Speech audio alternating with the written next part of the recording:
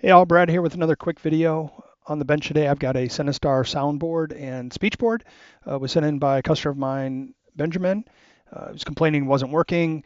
When he sent it in, there was a PIA here in the box with it, a new and packaged PIA. It looks like a cleaned up one, reconditioned, I'll say, at some point. In any case, it turned out not to be the PIA on here.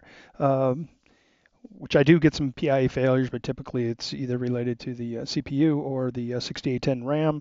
So I'll go through what I did on the board and how we fixed it, and then we'll go through and do some tests on it. So let me switch over to the bench cam here. So, whoops, got on a little tripod here. So here's the sound and speech. Here's the PIA you sent in. Again, I always return all of the old parts, so we've got lots of goodies in here. So basically what I did on the speech board was missing some ROM labels. They were pretty tattered up, so I went through and put all brand new reproduction ones on, replaced an electrolytic aluminum can here with a tantalum, cleaned it up, new ribbon cable, the old ribbon cable. Someone had tried recrimping the end on it here at one point. You can kind of see there where the blue part is back further on the end of the cable. So it's got a brand new 3M part on here I make up.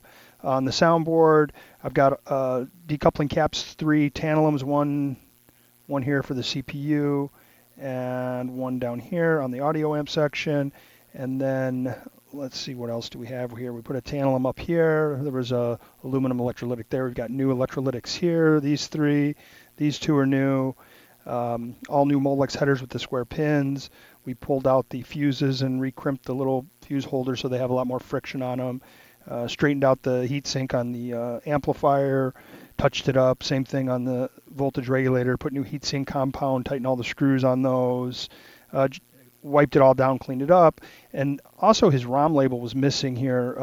ROM 9 was missing anyway, so I UV erased the EEPROM, and I put the latest code on there that Cinemax had done with all the tests on it, so that you can actually use the little test button here. Originally on all the Sinistars, that button does absolutely nothing. So originally he and I worked together. He modified the code to get the switch working, but it only tested sounds on the soundboard.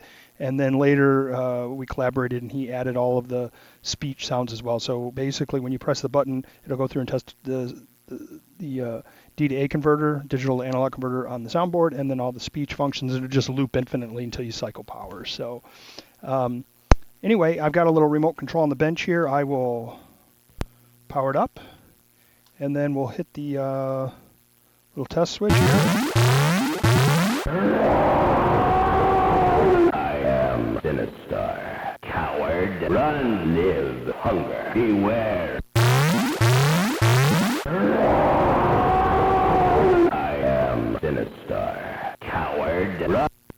So that'll wrap it up. I did test all the digital inputs that come over from the ROM board that normally trigger the sounds, and they're all working perfect there. So no issues whatsoever. So what ended up being the problem, I guess I should probably cover that.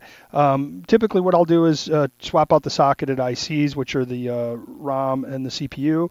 I put a new ROM in, same effect, wasn't working initially. Put in a 6802 CPU, and I had one speech and would loop back, which indicated that the 6810 RAM was bad. So with the 6802 CPU, I cut a jumper to tell it to use the internal RAM. 6802 has internal RAM. 6808, the original CPU, relies on using a external RAM, which is a 6810 here. So this RAM is bad, but the way I have it set up with the 6802 addressing the internal RAM, we just leave this abandoned on the board. Basically, it doesn't cause any problem as long as none of the I/O address or data lines are pulled high or low. They're still floating. So it's got the original label on it with the serial number, so we're just going to leave that. So anyway, I put a 6802, cut the jumper to use internal RAM, and then we did all the other maintenance work on the board. So she is good to go, and I'll get it going back to the customer. Thanks for watching. Bye bye.